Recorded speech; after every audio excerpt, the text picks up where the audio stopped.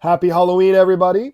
I have decided to choose a Halloween Dragon Ball story for this. So, while it's completely filler, it holds a special place in my heart. It's harmless fun, as many fillers can be, and while it's easy to find the flaws, I prefer to focus on the good. This story gives us a Gohan, Kuririn, and Piccolo moment where they get to shine just like they did in the Saiyan Saga and the Namek Saga.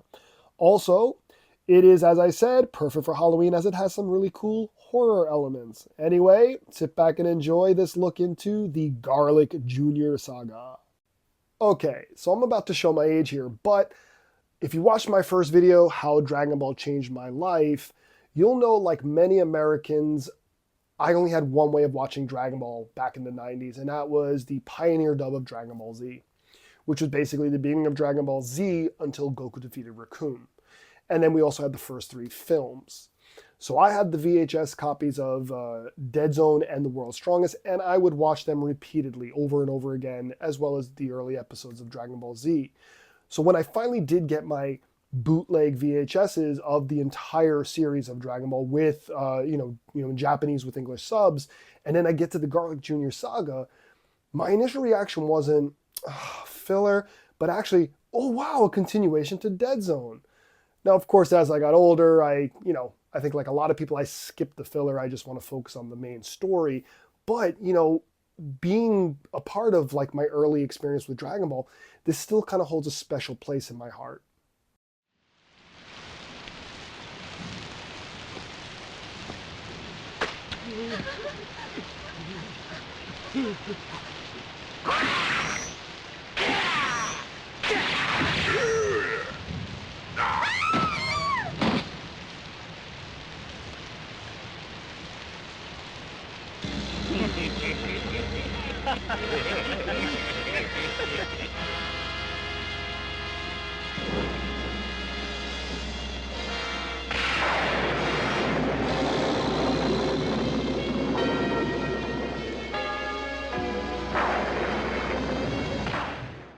We begin with two alien-like beings, very dark, it's raining. They kill a man, a woman, and a child. It's a very, very grim opening.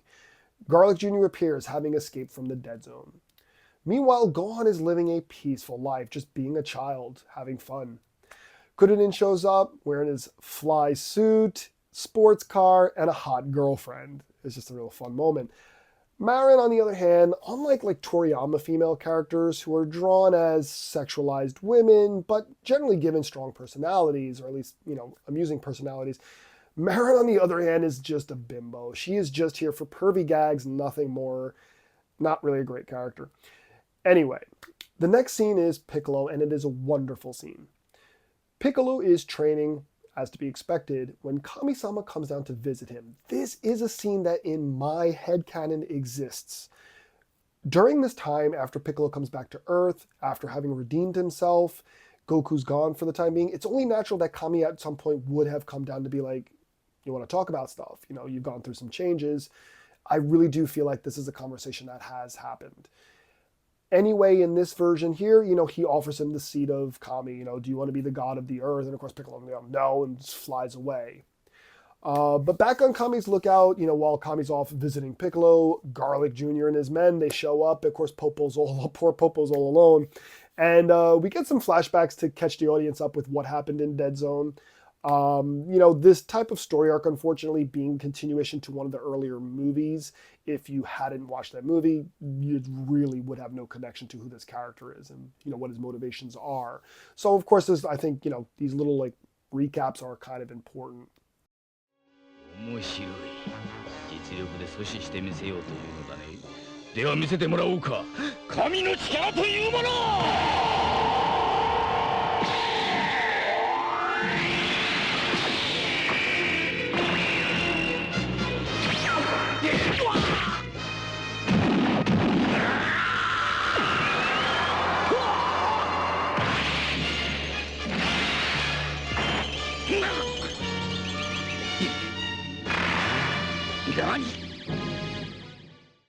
！Kami arrives to see that Garlic Jr. is waiting for him.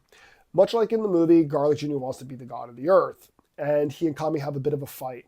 Like in the movie, Kami at first kind of has the upper hand, But this time the Spice Boys jump Kami, and Garlic Jr. captures both Popo and Kami.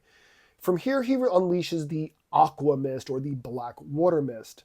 In Japanese, it's called Aqua Mist. Now, there's kind of cool play on words going on there. Aku can also mean evil, so Aqua is like evil water mist, I guess you could say.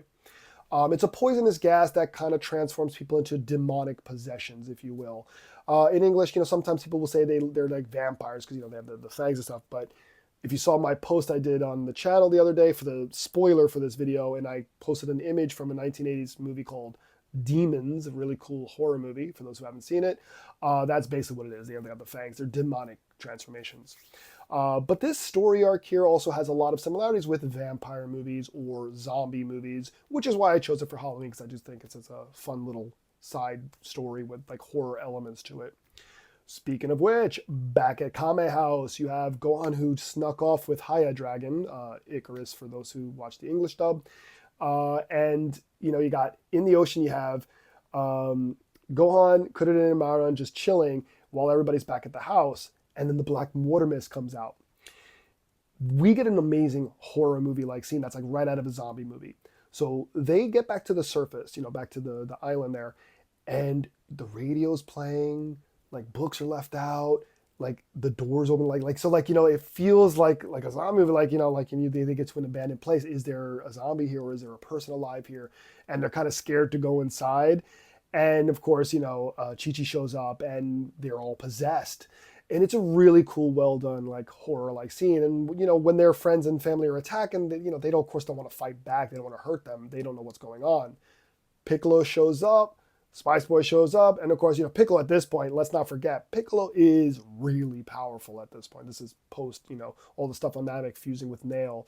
So Piccolo's pretty confident in himself. And, we learn, though, that the Makio star, the Makio planet, where all these beings come from, Garlic and his men, is now closer to Earth. Therefore, that is why, which happens every 5,000 years. I do believe the English dub changed the number for some odd reason, but in Japanese it's 5,000 years, not 10 or 12, I think they changed it to.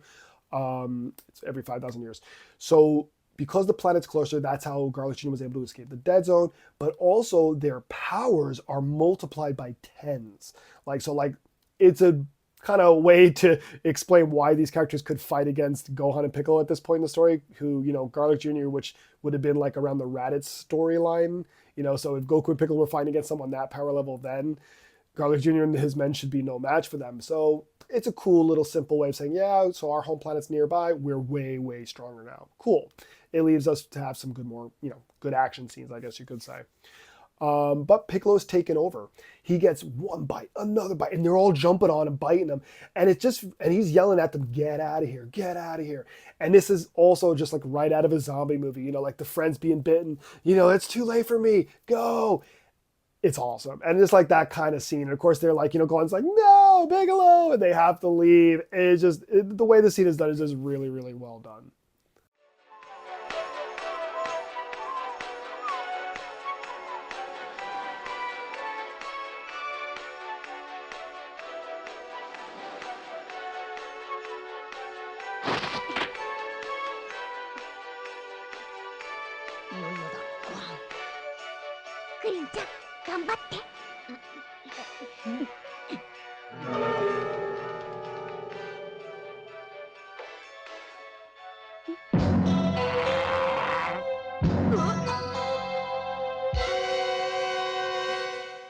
So of course they have no choice, but now they go to Kami's lookout, and then Piccolo does show up under the influence of the mist. Garlic actually wants to get revenge on Goku. Now, I get it to a point, because Goku was the protagonist in that story, but I'm sure a lot of you have watched the movie Dead Zone. Gohan was the one who pushed him into the Dead Zone, so Gohan, the actual true person he should want revenge on, is right there in front of him, but he's like, no, I want to get revenge on Goku. I'm going to wait for Goku. So it's one point in the story, I'm just like, well, why do you want to get revenge on Goku? But anyway, so yeah, he wants to wait for Goku to show up, that whole thing. And because the power-up of the Makio Star, the enemies are really overpowered, though we get a lot of typical overuse of Gohan gets angry, gets stronger. So Gohan out right from the beginning there's four of these enemies of Garlic Jr.'s men. Gohan gets angry, kills two of them like that, like just blasts them and incinerates them. Just like, oh, okay. But then the other two are kicking his ass, and he's like, okay.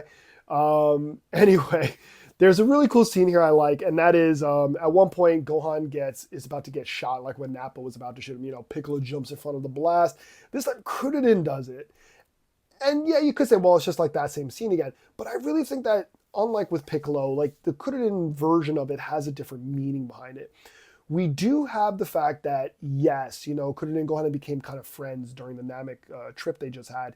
But also, that Goku is his best friend. This is his best friend's child. So yeah, Krillin trying to sacrifice himself for Gohan is 100% believable. Whereas when Piccolo did it, we 100% believed he would do it after the fact, but we never thought he would do it before that. Like, whereas Krillin right from the get-go, yeah, he would 100% protect Goku's kid. Like, it's something we would expect him to do. So that's why I just think that's like a really good scene. Piccolo attacks Gohan, and for me, this is a little too dragged out. Those who know the story know that it's all a ruse. Piccolo's not under the influence, but it just gets dragged out really long to make it like the whole suspense thing of Piccolo's gonna kill Gohan. Oh my god. But yeah, so it ends up being that Namekians apparently are immune to this. So he then, of course, pretends to bite Krillin to get him on his side and whispers to him, hey, we got a plan here. And it works, though. Piccolo's plan is good, and they actually are able to free Kami and Popo. After freeing them, Piccolo's like, we're going to take care of these guys here. You guys go get a cure for this, fix this whole thing, which, of course, is the sacred water. If they get the sacred water, they'll just cure the whole thing. But Garlic Jr. says it's too late. The world is falling into darkness. And we do get some good imagery of how dark the world is getting, how just people and animals are just becoming like monsters on Earth.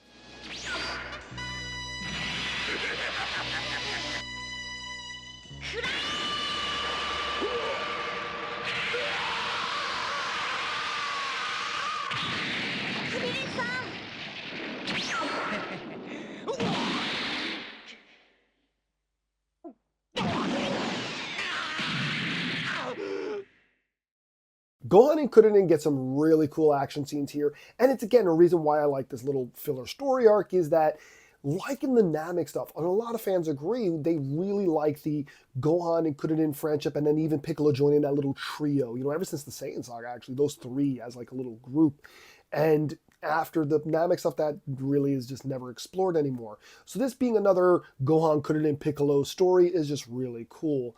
Anyway, we get, after our little action scenes here, something that filler stuff is able to do, and the old movies are filler, is be extra violent, I guess you could say, or at least killing all the enemies.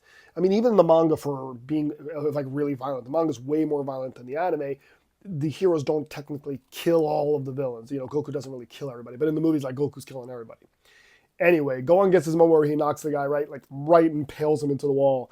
And it's like, oh my god. Of course he doesn't die, he manages to come back, but the point is like when you see that scene, you're like, Jesus, Gohan just like murdered him. Like, it's pretty ridiculous. So yeah, okay, the Makyosar gets even closer, and then Garlic's like, haha, and transforms into his big buff form. And then the other two get up, and they're not dead, and they transform into a little bit buffer. Like, they don't go as buff as Garlic does, but like they get a little bit bigger.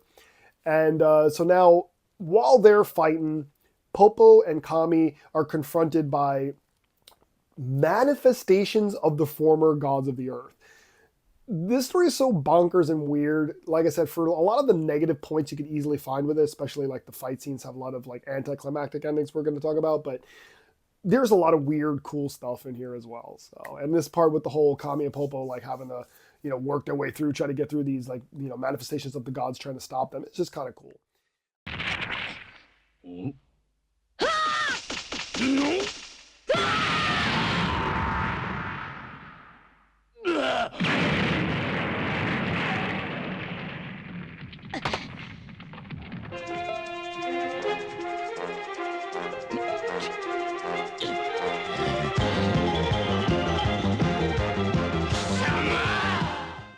So Gohan and Krillin now are kind of struggling against the powered up, versions of these guys.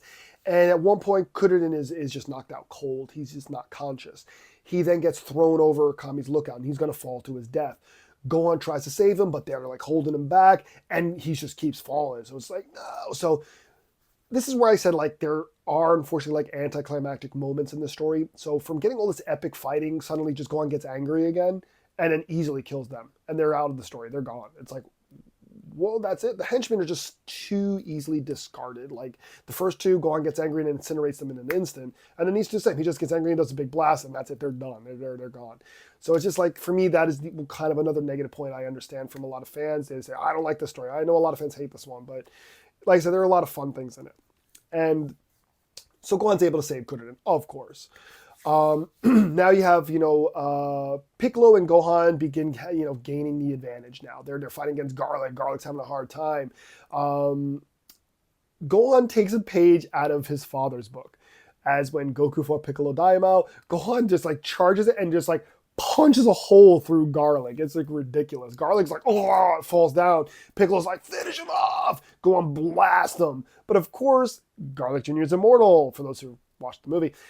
He gets up and he's completely fine. Now, the fight continues, and even Kuririn, who just got knocked unconscious and was like, really beaten, he gets up and Kuririn's like kicking ass, like fighting and stuff. So I'm just like, all right. So like this ending fight does get really good. And of course, Garlic at this point, Kami succeeds. Kami now, he gets the water, the sacred water, cures everybody on Earth. Now Garlic's upset. His men are dead. He's all alone. The world is now cured. His mist has failed, his plan. So he gets upset and he summons the dead zone. And of course, the first time I watched this, you'd be like, wait, but that didn't work for you the last time. And Gohan's right there again. Are you sure about this? Like, obviously, pretty stupid of him to resummon the dead zone. But everything's starting to get sucked in. And Gohan decides to do, I think, Gohan destroys the Makio star, which completely zaps Garlic Jr.'s powers away. And he shrivels up and then gets sucked into the dead zone.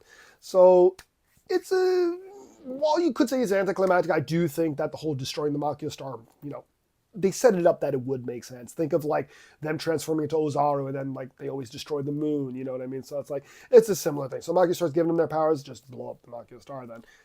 Could have done that before. But anyway, so the ending of the story, we get some cool stuff. And that's what we're going to talk about now. It's just the cool stuff, how the story ends. First is, where's everybody since this has been happening? So we get Yamcha, Bulma, and Oolong and Puar. They're just waking up in the streets looking around. There's nothing too crazy there. Okay. We then go to like a cruise ship in the middle of the ocean where Kame-sen wakes up like, huh? Wearing a tablecloth as a cape saying, hey, I hope I didn't cause any trouble. And of course the people on the boat are just like terrified. So apparently he was causing a lot of trouble there. I don't know why, but I want to see more of this. Why was he wearing the tablecloth as a cape? What in the hell was he doing? I thought they were just like demon transformations, but it seems like he was going a little above and beyond of craziness. It's just really awesome. And then, of course, we get to Chi-Chi. She's on a pile of these broken motorbikes. And then this biker gang is like trying to sneak away past her as if she was attacking them. And then she basically is saying, of course, typical, damn it, I want Gohan to get back to his studies, all this craziness happening. And then she turns to the biker gang of like, these bad boys. And she's like, you guys should be out studying, home studying too. You better get out of here. Go, it's like yells at them. It's just a really funny Chi-Chi moment. It's just really funny. It ends with a little heartwarming moment. So we have Gohan saying, hey, even without Dad here, we were able to do it. And Piccolo says, against someone like Garlic Jr., we don't need Goku. You're all we needed. And it's just like, it's a beautiful little moment. Gohan like, oh, okay. And he's like, I'm going to keep training. I'm going to keep doing more. And then he's so tired, he just, boom, he passes out. Piccolo then praises him again, saying, oh, you did such a great job. And it's just such a beautiful moment of showing why Piccolo is, one, not only a great teacher, but why he's just such a great friend and why Piccolo is just a great, my favorite character. But Piccolo is just such a wonderful character, just giving this praise to Gohan after doing all this work. Piccolo-san, お父さんがいなくても僕たち勝ったんですね。ガーリックジュニア程度の相手に孫の力など必要ない。でも本来ならお前一人で十分の敵だったはずだ。あ、すいません。僕もっともっと修行します。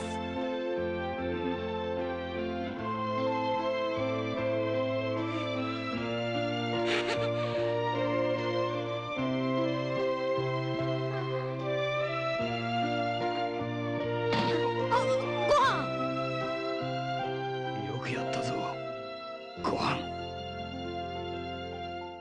Much like the old Dragon Ball and Dragon Ball Z films and Dragon Ball GT, filler is harmless fun. You can like it, you can hate it, but at the end of the day, it doesn't matter. They're just side stories. They're not connected to the main story. Just enjoy them, or don't. Some of my favorite filler stories are Goku visiting Princess Snake, Goku and Piccolo getting driver's license. It's just ridiculous, stupid stuff, but it's fun. What filler stuff do you guys like? Tell me down below, and look forward to the next video. It's going to be a top 10. As always, like, subscribe, and share, and see you soon.